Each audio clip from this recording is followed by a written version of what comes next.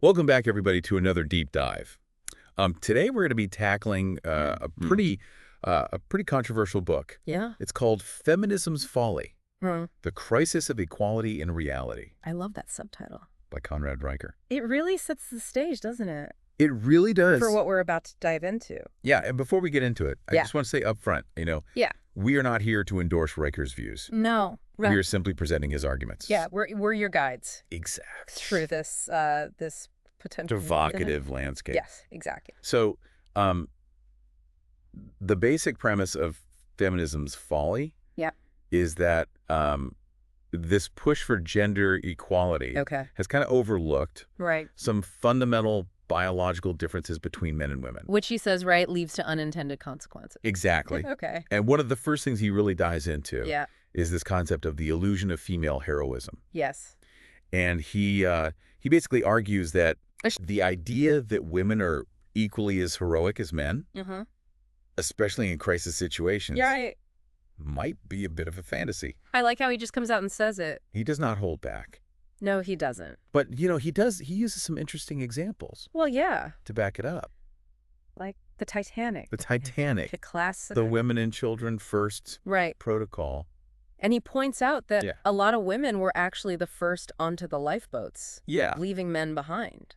Yeah, despite that whole idea that, Right. that, They were supposed to go together, right. but it's almost like Yeah. when it came down to it, Yeah. survival instincts just took over. It makes you wonder if, deep down, Yeah. we're wired a certain way, Are we? regardless of social expectations. Regardless, it's a real... And he even cites a study from UC Does he? showing that women are statistically more likely to freeze Wow. or prioritize self-preservation in emergencies. That's interesting. Now, I know that might sound a bit controversial, Yeah, for sure. but it does make you think It does. about our media portrayals of female heroism. Right. Are they accurate? Are they lining up with Or are we just how people might naturally react creating this fantasy?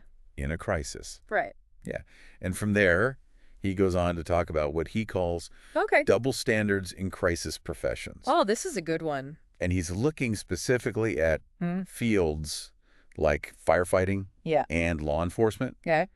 where physical strength can be, A matter of life or death. a matter of life or death. Yeah. Absolutely. High stake. And his argument is that Yeah. lowering physical standards to accommodate more women, Okay. while it might be well-intentioned, Yeah.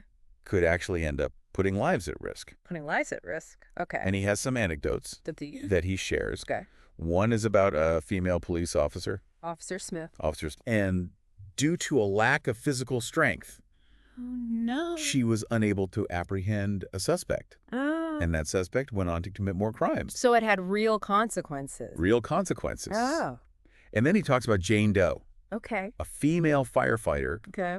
who struggled to carry a 100-pound man. Oh gosh. Or the standard equipment pack, which is like 200 pounds. Oh my goodness. I mean, these are pretty extreme examples. Yeah. I mean, are those... Typical. It makes you wonder. Yeah, is he kind of... Is he cherry picking? Yeah, But to be fair to Riker, yeah. he's not saying that women can't be firefighters or police officers.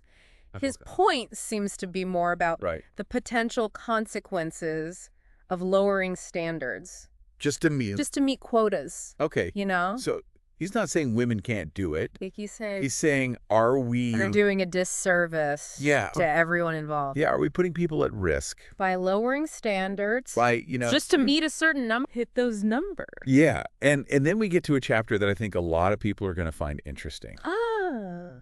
and maybe a little bit controversial. Okay, I'm intrigued. Lay it on me. Tears as a Tactic. Ooh, that's a loaded title. It is a loaded title. Yeah. And basically, he gets into this idea that some women might use tears Okay. and emotional displays Yeah. as a way to manipulate men All right. and avoid responsibility. Okay, he's going there. He's going there. Okay. And he even references research by Dr. Pamela Meyer, Okay. who is this expert in deception detection. Oh, wow. And she found that women cry significantly more often than men. Okay. Oh, interesting. And Riker connects this That's to a- potential manipulation. Wow. Okay. So This I know some people might be rolling their eyes right now. it's a generalization. It is a You generalization. say that women use tears. It's thought-provoking. It is interesting. Do you think there's any merit to this? Or is it just, Every individual is different, of course. but you have to think about societal conditioning. Yeah. Right? I mean, girls and women are often encouraged to express their emotions more freely. Yes. And boys are told to man up and hide their feelings. Exactly. So, Yeah. so could it be that tears become this A learned strategy be, in a way? actually. Yeah, possibly. Yeah. I'm not saying it's always intentional or manipulative. Right. It's definitely something It's for thought. to think about. Yeah. You know? It's about recognizing the complexities Yeah. of human behavior Absolutely. and how these gender roles might influence those behaviors. Exactly. And I think that's what he's Yeah. getting at. Yeah. So have you ever encountered this in your own life? Have you ever seen someone use tears Maybe. to get what they want? It's possible. Or maybe you've done it yourself? I'd have to really think about it. Yeah. Yeah, it's an interesting question to consider. All right, so let's move on. Okay. Riker takes us into the courtroom next Uh-oh. with sexist sentencing. Ooh, okay. And his argument here Yeah? is that women tend to receive more lenient sentences than men Interesting. for the same crimes. Okay. He even brings up this case Oh, really? of a woman Okay. who murdered her husband, Oh, wow. and she received a much lighter sentence Than a man would have. than a man would have likely gotten Wow. for the same crime. That's a bold statement. It is. Okay. And he talks about how, Okay. men's rights activists have been pushing for equal sentencing for years. For years. Yeah. Yeah. And this whole idea of chivalry in the courtroom. Right. Yeah. Of going easier on women. Yes. That's been around for a long time. It has. Hasn't it? It has been around for a long time. Like since the beginning of time. But Riker's saying that it's actually a form of bias. Oh, so he's saying it's not chivalrous. That undermines true equality. He's saying it's actually hurting He is. the pursuit of equality. Because justice should be blind It should be to gender. blind to gender. Exactly. Right. Okay. And all of this kind of ties into this next concept he explores. Okay. The red pill revolution. Oh, I've heard of this. Have you? Yeah, online. Yeah, it's all over the internet. Yeah. And for those who might not be familiar, Yeah. can you just break down Sir. what that actually means? So it comes from the movie The Matrix. Yes. Where Neo, the main character, is offered a choice. 2 pills. 2 pills, right? Blue pill or red pill? A blue pill that'll keep him in blissful ignorance. In this simulated world. Yeah, this fake reality. Yeah. And then a red pill. That'll show him That will reveal the harsh truth. the truth of reality. Sorry. So taking the red pill Right. represents like a shift in perspective. Exactly. A willingness to question everything. The narratives. The narratives that we're told. That society feeds us. Yeah. Especially about gender roles. Constantly about gender roles. And Riker is fully embracing He's all in. this red pill He philosophy. can't swallow it whole. Yeah, he's calling for a revolution. Oh, wow. He's encouraging men to challenge feminist narratives Okay. and advocate for their own rights. Okay. He's pushing back. He's pushing back. Against He even criticizes P. certain academic theories, Oh, like critical theory, okay. claiming that they're biased Interesting. and pushing a very specific agenda. So he's saying, be careful what you read. Be careful what you read. Be careful what you're being told. Be careful what you're being taught. In school. Yeah. In the media. He wants you to think for yourself. He does. He wants you to will question everything. question everything. Right. What narratives have you just blindly accepted? What information It's a good question. are you missing? It is. It It's is. about critical thinking. It's all about critical thinking.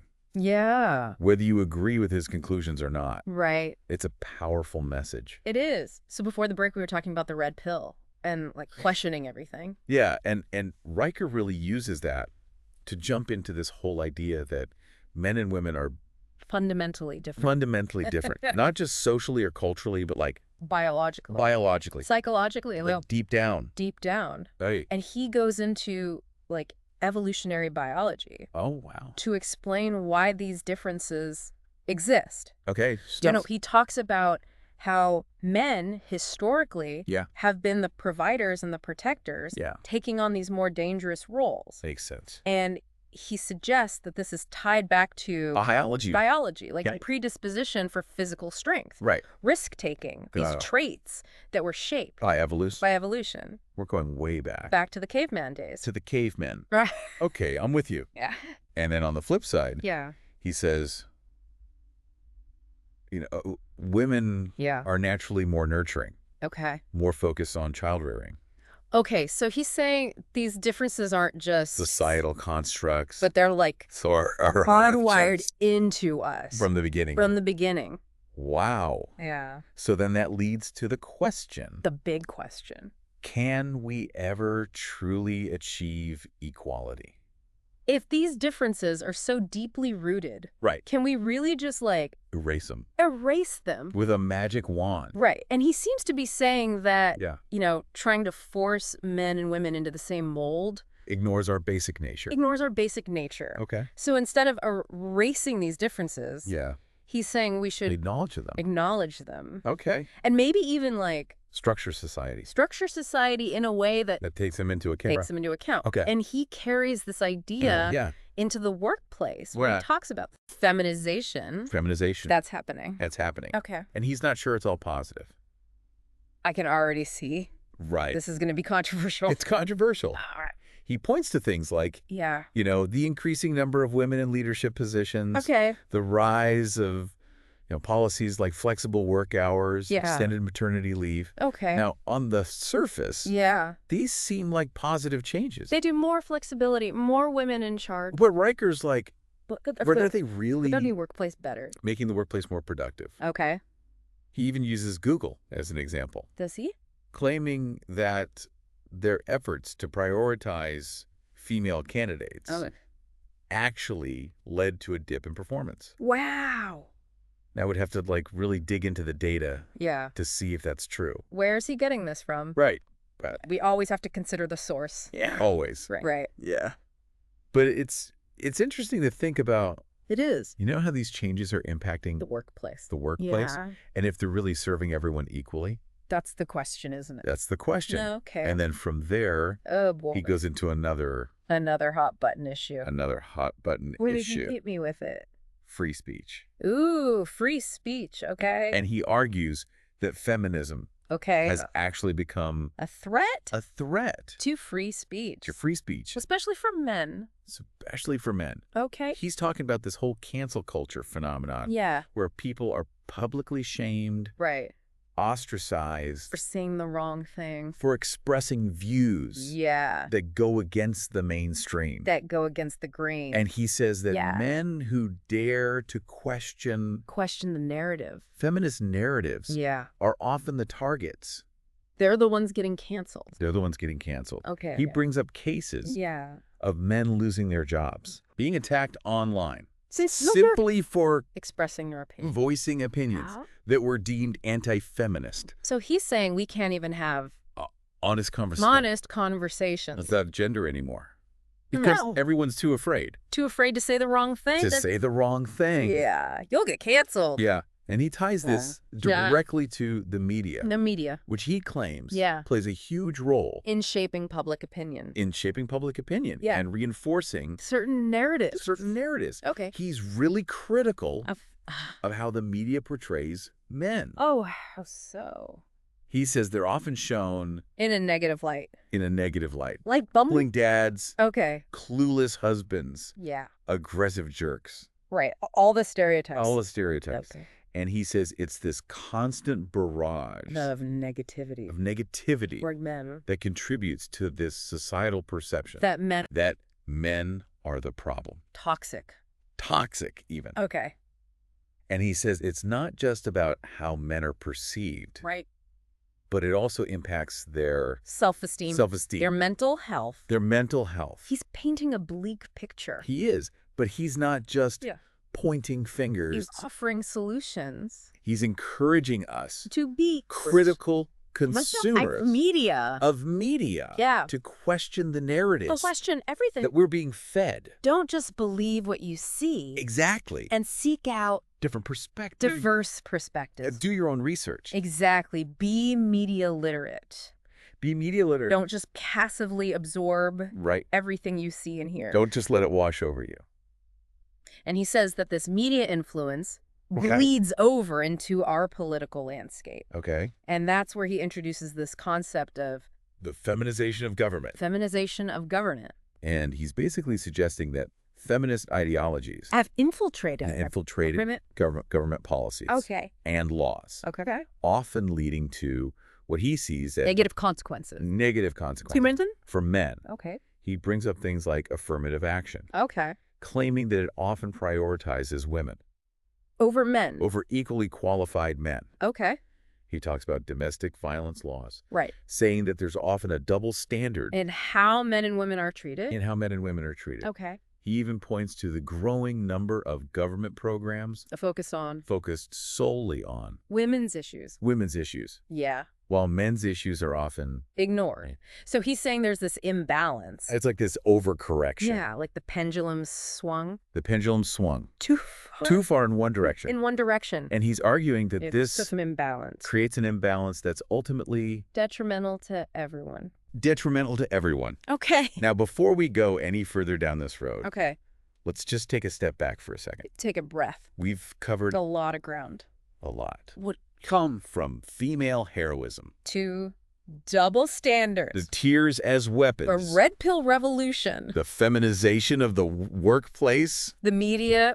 It's a lot. It's a lot to process. It is. And I'm sure some of it might be challenging. Might be hard to hear. Yeah. But remember, the goal here isn't to tell you what to think. It's to present Riker's arguments. Encourage you to think critically. And maybe spark some debate. Spark a conversation. Exactly. Okay. So what are your takeaways? Yeah. What do you think? Does any of this resonate with you? Do you agree with him? Do you disagree? Yeah. We want to know. Let us know in the comments. Share your thoughts. Start a discussion. Keep the conversation going. That's what it's all about. And, And Riker actually has more to say. Oh, he does. About how this feminization trend is impacting another big institution. Which is? Religion. We're going to explore that. Okay. And all of his final conclusions. In the next part. In the last part of our deep dive. All right, so we're back. Back for round 3. For the final part of our deep dive. Into feminism's folly. And Riker takes us in a pretty interesting direction. Oh, where is he going now? To religion. Oh, wow. Okay. Yeah, and he explores this whole idea that religion, which has historically been a male-dominated realm, yeah, for sure, is undergoing this feminization process. Interesting. And he thinks this could have some pretty profound implications. I bet he does. Okay. Yeah, so he starts by pointing out, the increasing number of women taking on leadership roles.